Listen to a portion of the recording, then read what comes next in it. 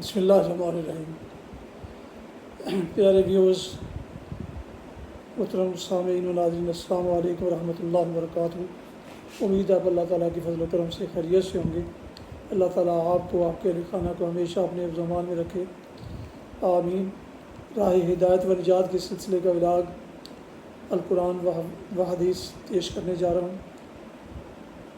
شروع کرنے سے پہلے گزارش ہے کہ اگر آپ نے میرے یوٹیوب چینل کو سبسکرائب نہیں کیا تو سبسکرائب کر کے بیل آئیکن کو ضرور پریس کر لیجیے گا تاکہ آنے والے ایسے روحانی اور قرآنی ولاگز جو سراسر باعث خیر، باعث برکت اور باعث ثواب ہیں وہ آپ تک باقاعدہ اور بر وقت پہنچتے رہیں۔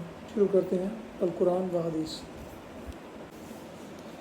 اعوذ باللہ من الشیطان الرجیم، بسم اللہ الرحمن الرحیم۔ وقالوا ما فی بطون هذه الانعام خالصة لذکورنا ومحرم على ازواجنا وإن يكن میتة فهم فيه شركاء سيجزيهم وصفهم إنه حكيم عليم۔ قد خسر الذين قتلوا أولادهم سفها بغير علم وحرموا ما رزقهم الله افتراء على الله قد ضلوا وما كانوا مهتدين۔ صدق اللہ العظیم۔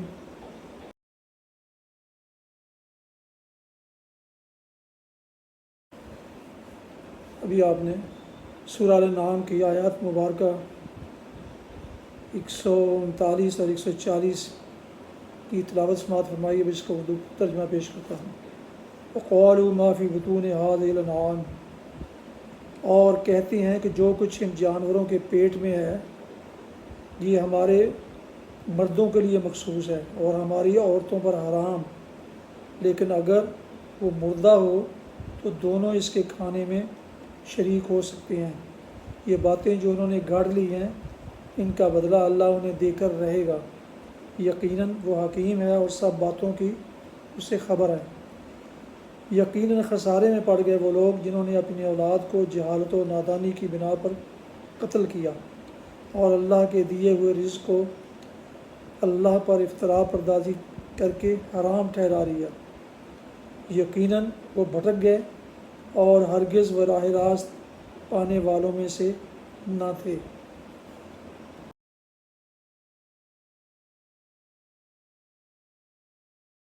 ابھی تلاوت کی جانے والی آیات مبارکہ کی تفسیر بیان کرتا ہوں۔ لیکن اگر وہ مردہ ہو تو دونوں اس کے کھانے میں شریک ہو سکتے ہیں۔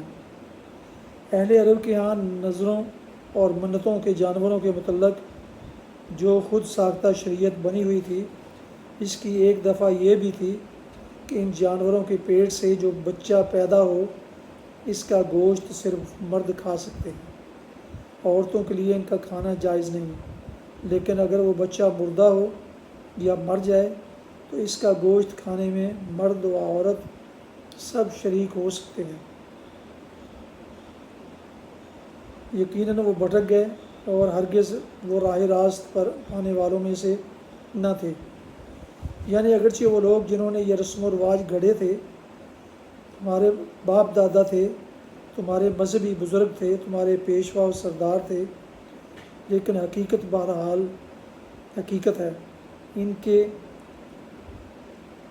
ایجاد کیے ہوئے غلط طریقے صرف اس لیے صحیح اور مقدس نہیں ہو سکتے کہ وہ تمہارے اسلاف اور بزرگ تھے۔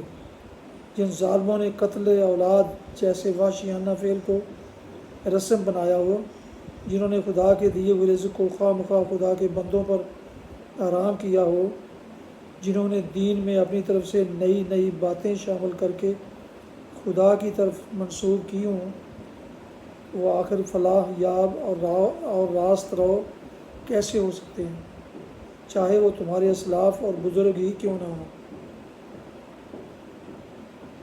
بہرحال وہ گمراہ اور اپنی اس گمراہی کا برا انجام بھی وہ دیکھ کر رہیں گے۔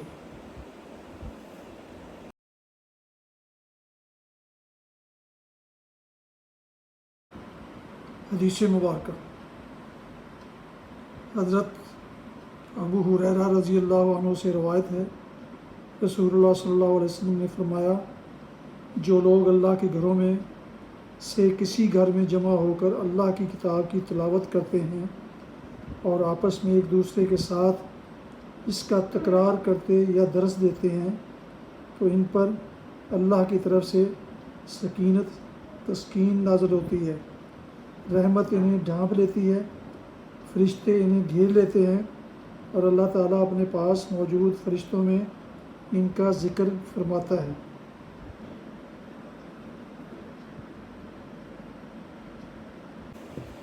یہ تھا راہ ہدایت و نجات کے سلسلے کا ولاگ القرآن و حدیث، جس میں آج آپ نے سورہ الانعام کی آیات مبارکہ 139 اور 140 کی تلاوت، ترجمہ اور تفسیر سماعت فرمائی۔ اس کے علاوہ ایک حدیث مبارکہ بھی آپ کی خدمت میں پیش کی گئی۔ اگر ابھی تک آپ نے میرے یوٹیوب چینل کو سبسکرائب نہیں کیا تو سبسکرائب کر کے لائک کر کے بیل آئیکن کو ضرور پریس کریں، تاکہ اس طرح آنے والے ایسے روحانی اور قرآنی ولاگ جو سراسر باعث خیر، باعث برکت اور باعث ثواب ہیں، آپ تک باقاعدہ اور بروقت پہنچتے رہیں۔ دوستوں سے بھی شیئر کر لیں، یقیناً اس کا اضافی اجر آپ کو بھی ملے گا۔ اللہ تعالیٰ آپ کا حامی و ناصر ہو۔ اللہ تعالیٰ آپ کو، آپ کے اہل خانہ کو ہمیشہ اپنے حفظ و امان میں رکھے، آمین۔ اپنا بہت خیال رکھیے گا، اپنی دعاؤں میں پاک وطن، والدین، آباء و اجداد، اجزاء و اقارب کے علاوہ اس ناچیز کو بھی شامل فرمائیں تو انتہائی شکر گزار ہوں گا۔ اسی پر آج کا ولاگ ختم کرتے ہیں۔ السلام علیکم ورحمۃ اللہ وبرکاتہ۔ پاکستان زندہ باد، خدا حافظ۔